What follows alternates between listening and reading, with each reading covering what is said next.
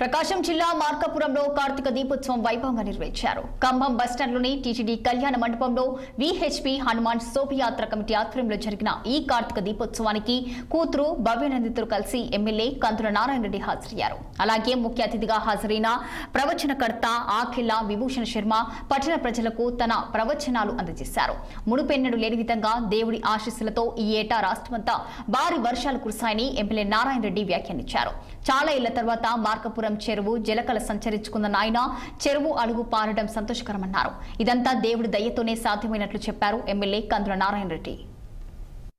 మన మార్కాపురం బాగుంటే మనం అందరం బాగుంటాం. మనం అందరం బాగున్నటువంటి సందర్భంలో మన ఫ్యామిలీలు బాగుంటాయి అని ప్రతి ఒక్కరు కూడా నమ్మేటువంటి పరిస్థితి మన ఊర్లో ఉంది. ఇటీవల మీ అందరికి కూడా తెలుసు, వర్షాలు పడ్డాయి బ్రహ్మాండంగా.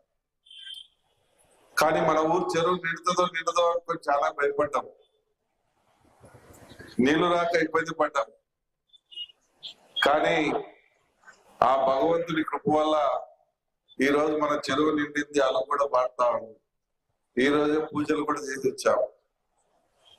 అంటే భగవంతుడు మనల్ని ఎల్లవేళలా ఆసక్తిస్తా ఉన్నాడు అనే దానికి ఇదే నిదర్శనం. ఎందుకంటే అలుగు బారడం అనేది కొన్ని సంవత్సరాలుగా జరగల.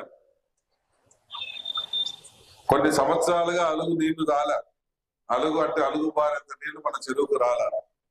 మన చెరువుకు నీళ్లు వస్తే పక్కన 3 చెరువులకు బాగుంటాయి. ఈ 3 చెరువుల నీళ్లు వస్తే చుట్టుపక్కల ఉన్నటువంటి 25 గ్రామాలకు నీళ్ల సమస్య ఉండదు. దానికోసమే నేను చెప్తాను, అంటే మనం బాగుంటే మన చుట్టుపక్కల ఉన్న వాళ్ళందరూ బాగుంటారు. ఆ రకమైనటువంటి ఒక బ్రహ్మాండమైన మహత్తరమైనటువంటి ప్రదేశంలో మనం ఉన్నామని ఇప్పుడే మన స్వామి గారు చెప్పారు. మనం కూడా దాన్ని నమ్మకం తప్పదు. భగవంతుడు ఉన్నాడు, ఆ భగవంతుడి ఆశీస్సులు మనకు ఉన్నాయనే దానికి నిదర్శనం ఇదేనని.